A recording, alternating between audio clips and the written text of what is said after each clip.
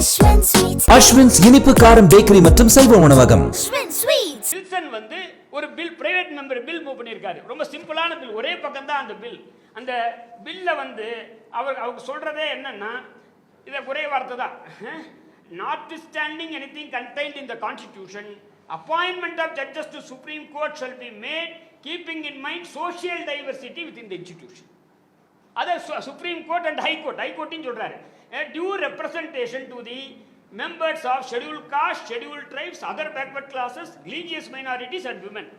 அப்போ இங்க தமிழ்நாட்டிலே கூட எடுத்துங்க, நான் இது வரைக்கும் நான் சொல்றேன், தமிழ்நாட்டில இருந்து உச்ச நீதிமன்றத்துக்கு எத்தனை பேர் நீதிபதியா போயிருக்காங்க உச்ச நீதிமன்றத்துக்கு? இப்போ தமிழ்நாட்டில் இது பெரிய கம்யூனிட்டி, ஷெட்யூல் காஸ்ட் தானே. இது வரைக்கும் ஒரே ஒருத்தர் தான் போயிருக்காரு. ஏன் போயிருக்காரு? ஏன் இது வரைக்கும் 1 year வந்து ஒருத்தர் கூட போகல உச்ச நீதிமன்றத்துக்கு? ஏன் வந்து இன்னைக்கு இவங்களில் கூட, அதாவது நான் சொல்ற முக்குளத்தோர் அல்லது டீநோட்டிஃபைட் கம்யூனிட்டியில் எத்தனை பேர் போயிருக்காங்க? எனக்கு தெரிஞ்சு ரத்னவேல் பாண்டி தவிர வேறு யாரும் கிடையாது. வேற யாருமே ஏன் இல்லை மெஜாரிட்டி. கேரளா எடுத்துங்க, கேரளாவில் இது வரைக்கும் 18 பேர் உச்ச நீதிமன்றத்துக்கு போயிருக்காங்க. அதில் ஒருவர் கூட பேக்வர்ட் கம்யூனிட்டி கிடையாது, ஒருவர் கூட 18 பேர்ல. ஈவன் அங்கே மேஜர் கம்யூனிட்டி, பினராயி விஜயன் கம்யூனிட்டியை சேர்ந்த Ezhava community is a major community.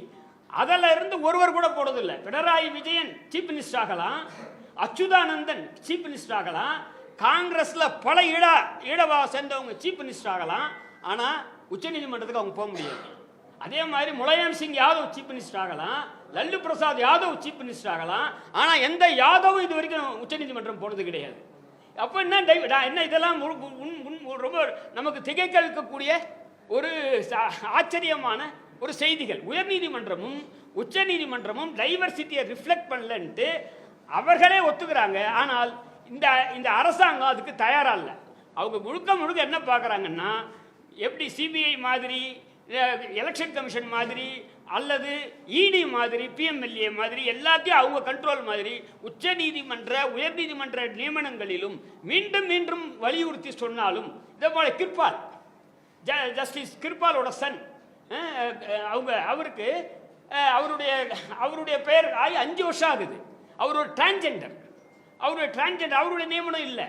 ஏன் அவர் சொல்றாங்கன்னா, அவருடைய லைஃப் பார்ட்னர் வந்து பிலாங்ஸ் டு அதர் நேஷனல்ன்றாங்க. இன்னைக்கு அவங்க காலேஜ் ரெக்கமெண்டேஷன்ல அவங்க திருப்பி சொல்றாங்க, ஒரு முறைக்கு மேலாக சொல்லியிருக்கிறார்கள், பல கான்ஸ்டிடியூஷனல் போஸ்ட்ல இருக்கக்கூடியவங்களுடைய ஸ்பவுஸ் அதர் நேஷனல் சேர்ந்தவங்களா இருக்காங்க, அதனால அது தடை கிடையாது அப்படின்னால அந்த கிருபால் இன்னைக்கு வரைக்கும் நியமனம் செய்யப்படல. எனவே அவங்களுக்கு வேண்டியவர்களாக இருந்தால் ஒன்றிய அரசு நியமனம் செய்யும், யாரா இருந்தாலும். நான் சொல்றதுக்கு எதனா கோபால் சுப்பிரமணியமும் முரளிதர கூட நான் சொல்றேன், அவங்க வந்து அந்த எந்த ஒரு குறிப்பிட்ட பிராமணர்கள் இருந்தால் கூட அவங்கள நியமனம் செய்ய மாட்டாங்க. ஏன்னா இந்த ஒன்றிய அரசுக்கு அவர்கள் அனுசரணையாக இல்லை என்று கருதினால் அவங்க பண்றதில்லை. அப்படி இருந்தால் தான் முழுக்க அவங்க செய்வாங்க. எனவே நான் வந்து இப்போ வரக்கூடிய இப்போ 2025 ஒரு 25 30 போஸ்ட் ஃபில்அப் பண்ண போறாங்க தமிழ்நாட்டில். அப்போ நாங்கள் இப்போ வலியுறுத்தி சொல்வது, ஏற்கனவே நியமனம் செய்யப்படாத குழுக்களில் சமூகங்களில் இருந்து அவசியம் நீதிபதிகள் நியமிக்கப்படணும். தமிழ்நாட்டில் ப்ரீடாமினண்டாக இருக்கக்கூடிய மேஜர் கம்யூனிட்டியிலிருந்து நியமிக்கப்படணும். ஏன்னா அவங்கள விட்டுறக்கூடாது. ஒவ்வொரு லிஸ்ட்டு போகுங்க, 6 பேர் 7 பேர் போகும். ஒரு குறிப்பிட்ட கம்யூனிட்டிக்கு டெஃபினட்டாக இருக்கும். எஸ்சி எஸ்டி இருக்க மாட்டாங்க, வன்னியர் இருக்க மாட்டாங்க, முக்குளத்தோர் இருக்க மாட்டாங்க, அல்லது டீநோட்டிஃபைட் கம்யூனிட்டி இருக்க மாட்டாங்க. அப்படிதான் இப்போ அதனால தான் 40 பேரில் 8 பேர் இருக்காங்க. இப்போ மீண்டும் அதே மாதிரி ஓவர் ரெப்ரசன்டேஷன் இஸ் வந்து தவறு, இட் இஸ் அகைன்ஸ்ட் டைவர்சிட்டி அப்படின்றத குறிப்பிட்டு சொல்வது தான் இப்போ எங்களுடைய நோக்கமாக இருக்கு. இறுதியாக ஒன்று சொல்றாங்க, 1985 எம்ஜிஆர் முதல்வராக இருக்க போது அப்போது இருந்த தலைமை நீதிபதி சந்துருக்கர் 6 பேரை ஒரே பிராமணர்களே நியமனம், பார்ப்பனர்களே பரிந்துரைத்தார். அப்போது இருந்த எம்ஜிஆர் அதை எதிர்த்ததனால அவங்க வரவே முடியல. அப்ப எம்ஜிஆர் சொன்ன வார்த்தை என்னன்னா, இட் இஸ் சாயில் சைக்காலஜி. இந்த தமிழ்நாட்டு மண்ணினுடைய ஒரு மரபு என்னன்னா, நாங்கள் டைவர்சிட்டியை விரும்புவர்கள். எல்லாம் 6 பேருக்கு பதிலாக ஒருத்தரையோ 2 பேரையோ போட்டிருந்தா நான் ஆட்சேபனை பண்ண மாட்டேன். எல்லாரையுமே நீ வந்து ஒரு ஓவர் ரெப்ரசன்டேஷன் தான் நாங்கள் எதிர்க்கிறோம் அப்படின்னு தான் சொல்றோம். we are opposing over representation in any community. இப்போ உச்சநீதிமன்றத்தில் அவர் சொன்னது வந்து இவ்வளோ 34 வந்து இன்னும் கூட அதிகமாக இருப்பாங்க. என்ன கேட்டிங்கன்னா நியர்லி 40% இருப்பாங்க. மீதி எடுத்துக்கிட்டா கூட அவங்கெல்லாம் வடநாட்டில் இருக்கக்கூடிய பனியா கம்யூனிட்டிஸ். அவங்கெல்லாம் like community like Maheshwari. Maheshwari is not a lady, Maheshwari is a Baniya community, powerful Baniya communities from north.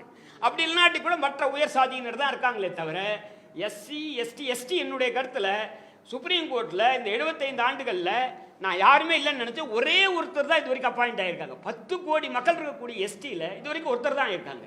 அப்போது இந்த சூழலில் எல்லாருக்கும் ஒரு எல்லா மக்களுக்குமான ஒரு பிரதிநிதித்துவம் தரக்கூடியதாக உயர்நீதிமன்றமும் உச்ச நீதிமன்றமும் இருக்கணும். அதை உறுதிப்படுத்தணும். ஏன்னா ரிசர்வேஷன்ற வார்த்தைக்கு பதிலாக, ஏன்னா இப்போ உச்ச நீதிமன்றத்தில் பல தீர்ப்புகளில் உயர் பதவிகளுக்கு ரிசர்வேஷன் இல்லைன்றாங்க. எனக்கு அதில் உடன்பாடு இல்லை. அதை வந்து பின்னாடி தீர்த்துக்கலாம். ஆனால் அதனால தான் we want வந்து diversity. It not reservation. There should be adequate representation from all communities. We don't want any exclusion. Every community should be represented, but no community should be over-represented.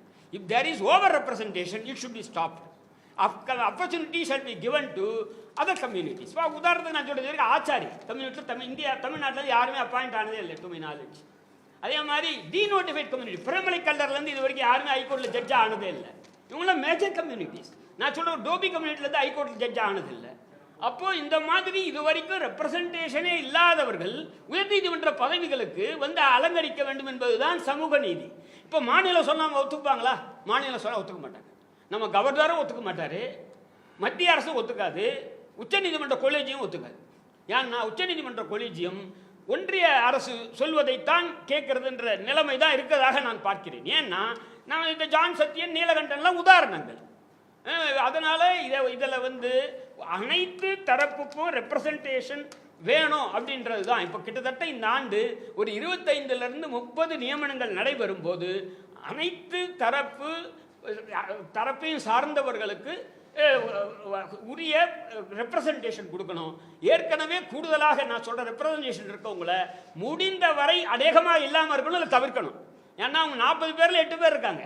எந்த கம்யூனிட்டிக்கு 40ல் 8 பேர் கிடையாது. யார் நான் பேர் சொல்ல, உங்களுக்கு தெரியும் யார் 40ல் 8 பேர் இருக்காங்கன்ட்டு. நான் வழக்கறிஞர்களை சொல்கிறேன். வழக்கறிஞர்கள் இப்போ ஒரு வழக்கறிஞர்களை மீண்டும் ஒரு 15 பேர் அப்பாயிண்ட் பண்ணால் 5 பேரில் ஒரு 5 பேர் 4 பேரை அதே கம்யூனிட்டிலேருந்து போடுவது சமூக நீதிக்கு புறம்பானது என்று கருதுகிறோம். அதனால் கிவ் அ ரெப்ரசன்டேஷன் நாங்கள் வந்து கொடுக்கக்கூடாது என்பதல்ல எந்த கம்யூனிட்டிக்கும். Let there be a representation to every community, but no community shall be given a more representation. That should be கட்டை. அதை வந்து நிறுத்தணும். அதுதான் வந்து சமூக நீதிக்கான சமூக நீதி. அப்பாயின்மெண்ட் ஆஃப் ஜட்ஜஸில் சொல்லாட்டி கூட கான்ஸ்டியூஷனுடைய ப்ரீஆம்பிளில் சொல்லியிருக்கு, உச்சநீதிமன்ற தீர்ப்பில் சொல்லியிருக்கு. இந்த 9 நீதிபதிகள் தீர்ப்பு நான் ஒரு வார்த்தை படித்து காமிச்சேன். அப்புறம் நம்முடைய பார்லிமெண்ட்னுடைய 133வது ரிப்போர்ட், பார்லிமெண்ட் குழு 31 பேர் கொண்ட குழு 2023 7/8/2023 லோக்சபா ராஜ்யசபா சமர்ப்பித்த குழுவில் சொல்லியிருக்கு. இப்போ சமீபத்தில் இந்த பில் பிரைவேட் மெம்பர் பில்ல வில்சன் சொல்லியிருக்காரு. எனவே அது இல்லாமல் நாம் நினைக்கிறோம் இதுதான் நியாயமானது என்று. எது நியாயமானது? எது சமூக நீதி பார்ப்பட்டது? அனைவரும் அந்த உயர் பதவிகளில் உட்கார்ந்து நீதி பரிபாலனத்தில் பங்கு கொள்வது, எல்லா பிரிவினரும் பங்கு கொள்வது, SC ST OBC women and minorities. இதை உறுதி செய்வதாக இருக்க வேண்டும். இப்போ வரக்கூடிய நியமனங்கள் 2025 இருக்கக்கூடிய ஒரு 25-30 நியமனங்கள் இப்போ சென்னை உயர்நீதிமன்றத்துக்கும் எதிர்காலத்தில் வரக்கூடிய உச்ச நீதிமன்ற நியமனங்களிலும் இந்த மாதிரி இதுவரையில் போகாத பிரிவினர் போகணும். இதுவரைக்கும் உச்ச நீதிமன்றத்துக்கு போகாத பிரிவினர், உயர் நீதிமன்றத்துக்கு போகாத பிரிவினருக்கு முதல் உரிமை தரணும் அப்படின்றது எங்களுடைய கருத்து.